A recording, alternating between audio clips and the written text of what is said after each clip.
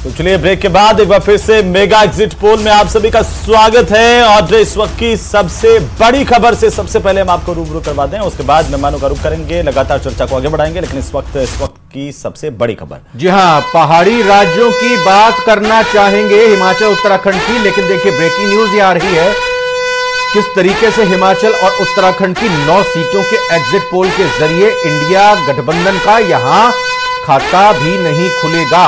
यानी कि एक तरह से कहें कि सभी सीटों पर एनडीए की जीत का अनुमान हिमाचल प्रदेश और उत्तराखंड में दिखाई दे रहा है। 5 सीटें उत्तराखंड की और 4 सीटें हिमाचल प्रदेश की, यानी इन सभी की सभी सीटों पर एनडीए जीतती हुई बढ़त बनाए हुए दिखाई दे रही है। और बात अगर क्योंकि कंगना रनौत की जरूर करनी होगी, मंडी लोकसभा सीट से वो यहां पर प्रत्याशी, दूसरी तरफ केंद्रीय मंत्री अनुराग ठाकुर भी यहां पर हमीरपुर से प्रत्याशी। तो कुल मिलाकर कंगना रनौत यहां पर संसद में बतौर सांसद जाती हुई दिखाई दे रही हैं। और इस एग्जिट पोल के अनुमान को अगर हम देखें तो मजबूरी का गठबंधन है। मजबूरी किस बात की कि मोदी जी फिर से प्रधानमंत्री नहीं बने। क्यों नहीं बने? कि उन्होंने 10 सालों में हर गरीब के, महिला के लिए, युवा के लिए, किसान के लिए सशक्तिकरण के काम को किया है। जो 60 साल में आप नहीं कर पाए वो मोदी जी ने 10 सालों में करके दिखाया है। मोदी जी को क्यों रोकना है कि मोदी जी ने राम मंदिर बनवा दिया। मोदी जी को क्यों रोकना है कि मोदी जी ने धारा 370 हटा दी। मोदी जी ने देश को सशक्त कर दिया, आर्थिक रूप से विश्व की 5वीं बड़ी शक्ति बन गया और आने वाले दिनों में 3री शक्ति बनने जा रहा है। आखिर कोई कारण, लेकिन जनता अब इनका झूठ असली चेहरा जान गई। इसलिए देश की जनता का स्नेह, समर्थन, आशीर्वाद नरेंद्र मोदी जी के साथ है। और 4 जून को वो प्रचंड बहुमत के साथ मोदी जी फिर से देश के प्रधानमंत्री बनने जा रहे हैं। Thank you.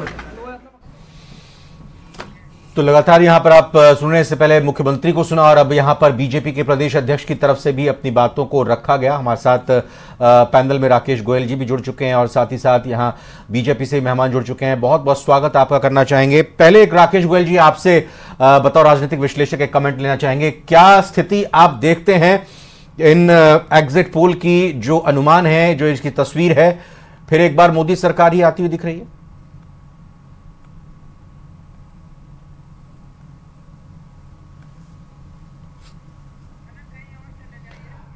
अच्छा, लग रहा है आवाज नहीं जा पा रही है उनके पास। मैं अपने जयपुर स्टूडियो का रुख करता हूं। सर, आपसे जानना चाहूंगा बीजेपी कैसे इन एग्जिट पोल को देखती है आपके नजरिए में, चूंकि अभी भी 25 की 25 सीटों पर 400 पार पर आप अडिग हैं, लेकिन इन एग्जिट पोल में ना तो 25 सीटें पूरी आती हुई राजस्थान में दिखाई दे रही है और ना ही 400 पार का आंकड़ा। हालांकि अभी एग्जिट पोल में पूरी तस्वीर होनी साफ है, होनी बाकी है, लेकिन फिर भी मौजूदा स्थिति से अगर कंपेयर करते तो 400 सीटें पार होती हुई इन एग्जिट पोल में मुश्किल ही दिख रही हैं। जी, इसमें तो डिविएशन है। आप देखेंगे कि जो बीजेपी का 370 सीट का और 400 सीट जाने का, एक 49 सीट पर बीजेपी ज्यादा जीतेगी उड़ीसा में, बंगाल में, और यहाँ पर कुछ जगह पे हमको लाभ होने वाला है उसके कारण। साउथ में वो आप देख रहे हैं 9 सीटें तेलंगाना में बढ़ रही है। अल्टीमेटली वो जो 49 सीट्स हैं वो बढ़ाएंगे अगर, तो वो लगभग 400 के आसपास मामला बैठता है। ठीक इसी तरह से आप राजस्थान की अगर बात करेंगे तो मैं सोचता हूं कि जो जातिवाद के आधार पर कुछ डिविएशन की बात कांग्रेस पार्टी कर रही है वो इसलिए महत्वपूर्ण नहीं है क्योंकि जो बीजेपी का साइलेंट वोटर है, महिलाओं का वोट बीजेपी को मिलने वाला है, जो लाभान्वित है, लाभार्थियों की सूची में शामिल है। वो ना तो पान की दुकान पर जाती है, ना ही वो कोई टीवी चैनल्स को इंटरव्यू करती है, वो सीधा जाती है और जाके वोट देती है बीजेपी को। तो मुझे समझता है वो एक हमारा प्लस पॉइंट है जो भी यहाँ पर कवरेज नहीं हुआ होगा। तो निश्चित तौर पर जो ये बातें कर रहे हैं कि कुछ जातियों ने वोट ये किया है, वो किया है, उनको इस बात का अंदाजा नहीं है कि महिलाओं ने किन को वोट किया, और इसीलिए बीजेपी इसमें 25 सीट का कॉन्फिडेंस बता रही है। माननीय मुख्यमंत्री महोदय भजनलाल शर्मा जी और हमारे सीपी जोशी जी, माननीय प्रदेश अध्यक्ष जी, दोनों उसी की बात के आधार पर कह रहे हैं कि 25 सीटें जीतेगी। एक बात। दूसरी बात मैं आपको यही बताना चाहता हूं, अभी जो हमारे विशेषज्ञ हैं उन्होंने कहा कि मुख्यमंत्री अशोक गहलोत जी के पुत्र अगर चुनाव हार रहे हैं तो निश्चित तौर पर भारतीय जनता पार्टी 25 की 25 सीटें जीतेगी, क्योंकि कांग्रेस को कहीं पर भी स्पार्क नजर नहीं आ रहा है। और ये एक बात बीजेपी इस बात में एस्टेब्लिश करने में सफल हुई थी कि पिछले के जो शुरू के 3 चरण थे उसमें सामने कौन चुनाव लड़ेगा, प्रधानमंत्री का उम्मीदवार कौन होगा, ये तो बात थी नहीं, लेकिन मोदी जी की सरकार कंफर्म बन रही है ये लोगों को लगता था। इसका लाभ हमको निश्चित तौर पर मिला है, क्योंकि राजस्थान के पहला और दूसरे चरण में ही चुनाव हुए थे।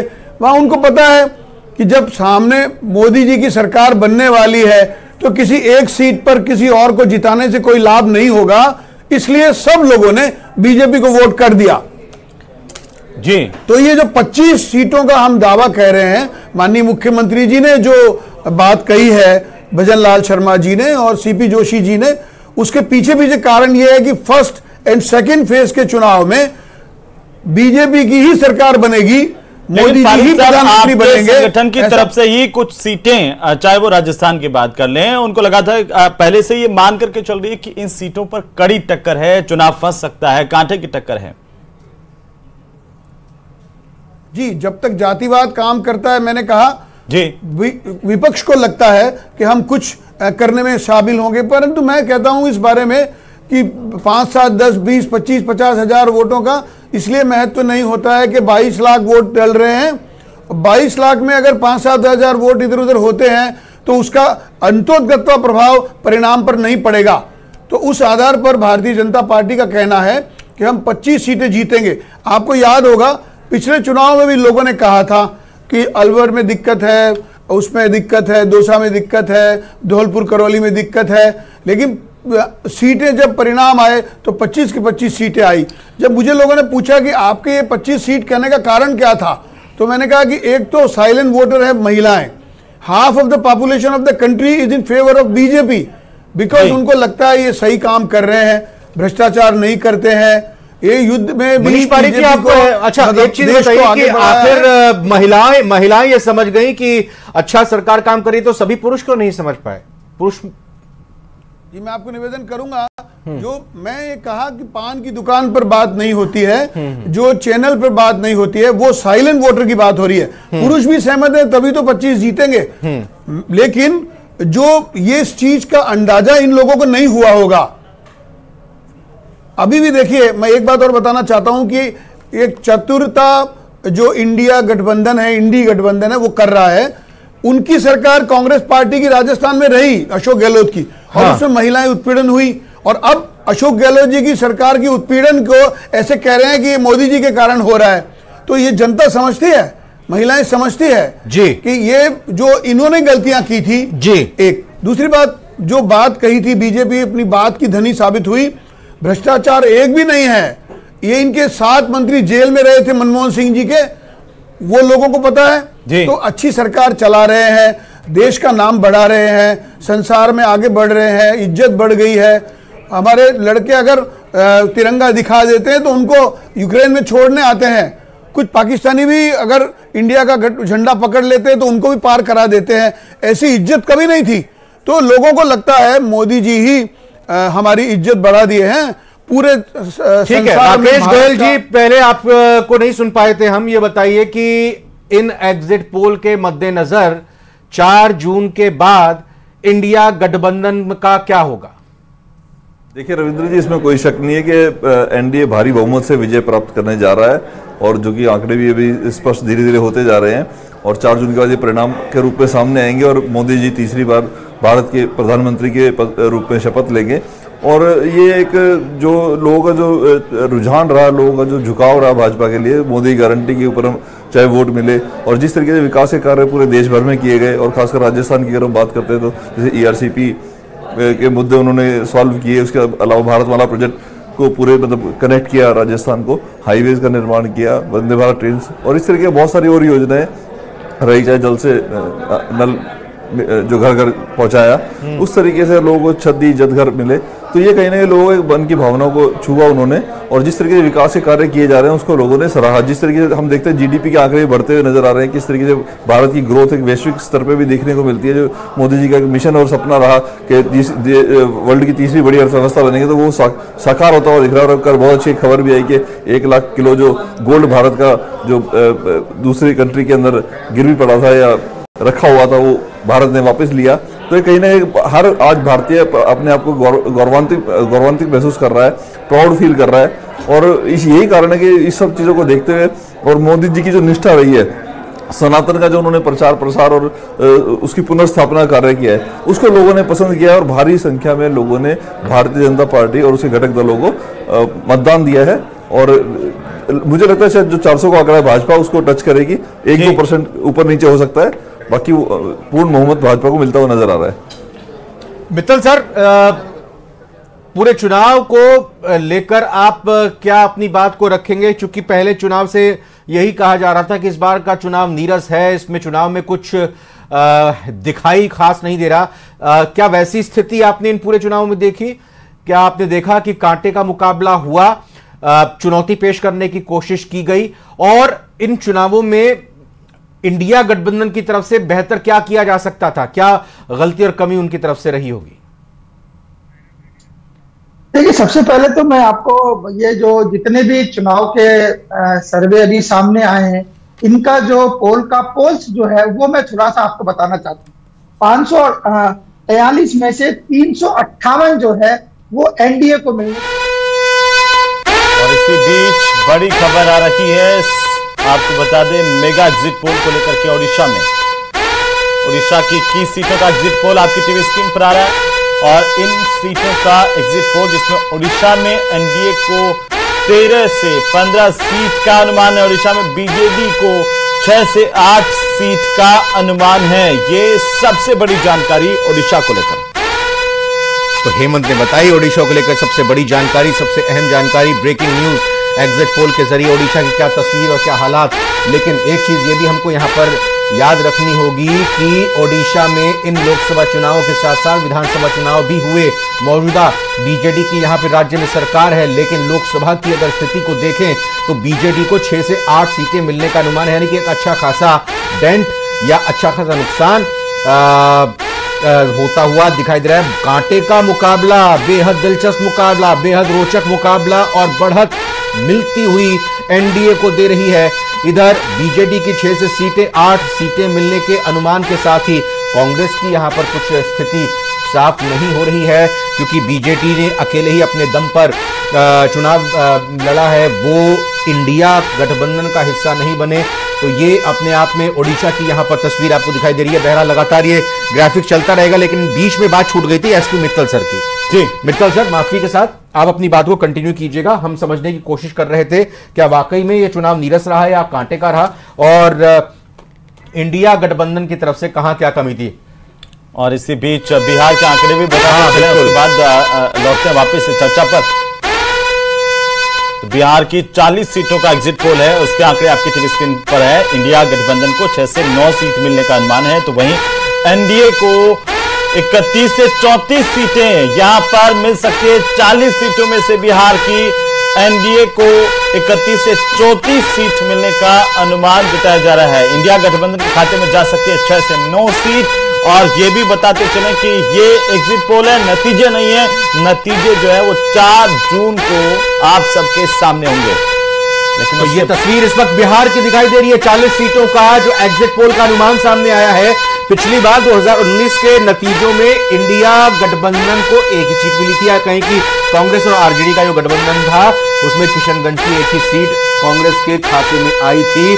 बाकी 39 की 39 सीटें एनडीए के पास है। लेकिन इस बार इस एग्जिट पोल के अनुमान को देखें तो इंडिया गठबंधन थोड़ा बेहतर करता हुआ दिखाई दे रहा है। 6 से 9 सीटों पर बढ़त मिलती हुई इंडिया गठबंधन को दिख रही है। 31 से 34 सीटों की बढ़त यहां पर एनडीए गठबंधन को बिहार की इन 40 सीटों पर देखने को मिल रही है।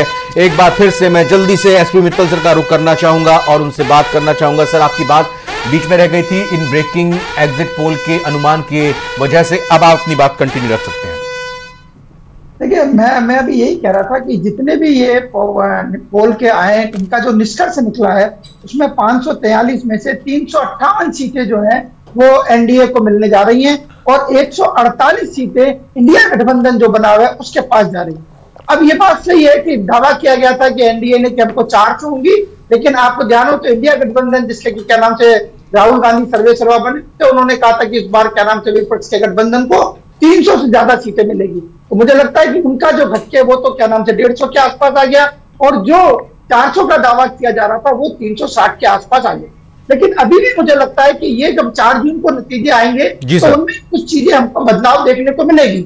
अब ये बात सही है कि इस बार महाराष्ट्र, बिहार और हरियाणा में भारतीय जनता पार्टी जिसके लिए कहा जा सकता है कि एनडीए का जो, लेकिन उत्तर प्रदेश की क्या स्थिति है? उत्तर प्रदेश की स्थिति इस वक्त सामने आ रही है एग्जिट पोल के अनुमानों के जरिए। 80 सीट उत्तर प्रदेश की। कहा यही जाता है अगर दिल्ली की गद्दी पर या दिल्ली में सरकार बनानी है केंद्र की तो फिर उत्तर प्रदेश से ही होकर रास्ता गुजरता है। 80 सीटों के एग्जिट पोल की तस्वीर एनडीए के पक्ष में 68 से 71 सीटों के अनुमान के साथ जाती हुई मजबूती के साथ दिखाई दे रही। इंडिया गठबंधन को 9 से 12 सीटों का अनुमान यहां पर देखने को मिल रहा है। तो एनडीए जो पिछली बार करीब 64 सीटों के आसपास रही थी, इस बार एनडीए को 68 से लेकर 71 सीटों का अनुमान एग्जिट पोल में यहां उत्तर प्रदेश में देखने को मिल रहा है। इंडिया गठबंधन में 9 से 12 सीटें आती हुई दिखाई दे रही हैं, या यूं कहें कि बढ़त बनाए हुए इंडिया गठबंधन दिखाई दे रही है। तो देखिए, सपा और कांग्रेस का गठबंधन यहां पर इस बार के चुनाव में देखने को मिला, जिसमें से 62 सीटों पर समाजवादी पार्टी ने चुनाव लड़ा था। उत्तर प्रदेश की 80 सीटों का एग्जिट पोल हम बता रहे हैं। हाँ सर, महाराष्ट्र की बात कर रहे थे, आप बता रहे थे हरियाणा में और बाकी 1-2 राज्यों का और जिक्र करते हैं। हाँ, नुकसान, लेकिन उत्तर प्रदेश में 64 शायद। हाँ जी, हरियाणा, बिहार, महाराष्ट्र, हरियाणा, बिहार के अंदर जरूर क्या नाम से नुकसान हो सकता है। लेकिन ये जो सारे सर्वे आए उसमें एक बात जरूर अच्छी एनडीए के पक्ष में देखने को मिली, जो 3 बड़े हिंदी भाषी राज्य है, राजस्थान, मध्य प्रदेश, छत्तीसगढ़, जहां 2018 के अंदर क्या नाम से विधानसभा के चुनाव के अंदर कांग्रेस को बहुमत मिला था, वहीं 2000 अभी जो चुनाव हुआ इसके अंदर पूरी की पूरी तरह तीनों राज्यों के अंदर भारतीय जनता पार्टी को बहुमत मिला। तो ऐसी स्थिति अगर इन तीनों राज्यों के अंदर मुझे लगता है कि क्या नाम से जो पोल्स की जो अभी आए, जो पोल्स की जो आए सामने आए, उसमें भी एनडीए को क्या नाम से इनमें पर्याप्त मात्रा में कहा जा सकता है कि जो सीटें हैं वो मिल रही है। ये जो पिछला 2019 का चुनाव हुआ था उसके बराबर की सीटें मिल रही है।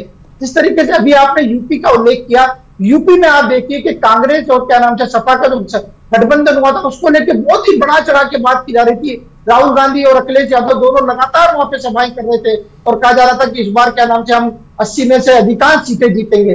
लेकिन जो आंकड़े अभी आए उसमें 68 से लेकर 73 तक क्या नाम से एनडीए को मिलने जा रही है और जो कुछ सीटें जो है वो जरूर। तो इसका मतलब जो आपने उत्तर प्रदेश में सपा ने और कांग्रेस ने जो गठबंधन किया था वो जो जिस दावा किया गया था वो दावे पे खड़े नहीं उतर रहे। इसी प्रकार हम देखते थे पश्चिम बंगाल का उदाहरण देना बहुत जरूरी है। आप देखिए कि पश्चिम बंगाल में कांग्रेस और वाम दलों ने मिलकर चुनाव लड़ा, किसके खिलाफ? टीएमसी के खिलाफ, जबकि टीएमसी दिल्ली के अंदर इंडिया गठबंधन में शामिल है। ममता बनर्जी ने खुद ने कहा कि ये क्या नाम से भारतीय जनता पार्टी के दलाल है। किनके लिए कहा? कांग्रेस के लिए कहा और वामपंथी दलों के लिए कहा। उनका आज भी ये कहना है कि यदि वामपंथी दल और कांग्रेस के उम्मीदवार खड़े नहीं होते तो सीधी फाइट होती भारतीय जनता पार्टी और टीएमसी के बीच में और तब टीएमसी को फायदा होता। यानी ममता बनर्जी इस बात को मानती है कि कांग्रेस और क्या नाम से वामपंथी दलों की वजह से भारतीय जनता पार्टी को पश्चिम बंगाल में फायदा होगा। और जो आपने भी जो भी न्यूज 18 का भी जो क्या नाम से सर्वे सामने आया है उसमें से 23 से लेकर 27 सीटें पश्चिम बंगाल में भारतीय जनता पार्टी को मिलने जा रही है, जबकि मौजूदा समय में भारतीय जनता पार्टी के पास वहां 18 सीटें थी। तो आप ये देखिए, चाहे वो उड़ीसा हो, चाहे कर्नाटक हो, चाहे आंध्र प्रदेश हो, चाहे तेलंगाना हो और चाहे नॉर्थ ईस्ट हो, इसमें मेरा ऐसा मानना है कि भारतीय जनता पार्टी को पहले के मुकाबले में ज्यादा सीटें मिलेंगी। इसलिए अभी जो बात सामने आया है, क्योंकि पश्चिम बंगाल का आपने जिक्र किया तो इस मेगा एग्जिट पोल की ब्रेकिंग यहां पर बतानी दर्शकों के लिए जरूरी है। एग्जिट पोल में, मेगा एग्जिट पोल में पश्चिम बंगाल की 42 सीटों की बात कर रहे हैं। एनडीए को 21 से 24 सीटें मिलने का अनुमान है यहां पर, हेमंत। और बिल्कुल टीएमसी की अगर बात करें तो 18 से 21 सीट का अनुमान टीएमसी का जताया जा रहा है। ये एग्जिट पोल के आंकड़े हैं जिनको लेकर के टीएमसी के खाते में 18 से 21 सीट जा सकती है, एनडीए के खाते में जाती हुई दिखाई दे रही है। अनुमान जो है वो अगर एनडीए की बात करें तो 21 से 24 सीट का है, और जैसा मित्तल साहब अभी जिक्र कर रहे थे, और साथ ही साथ झारखंड का भी जिक्र करना यहां पर जरूरी हो जाता है। वहां की क्या स्थिति है? झारखंड की 9 से 12 सीटें एनडीए को मिलती हुई दिखाई दे रही हैं। अनुमान के मुताबिक एनडीए को 9 से 12 सीटों का अनुमान है, और झारखंड में अगर इंडिया गठबंधन की बात करें तो बाकी 5 से लेकर या 3 से लेकर 5 सीटों का अनुमान एनडीए गठबंधन को दिखाई दे रहा है।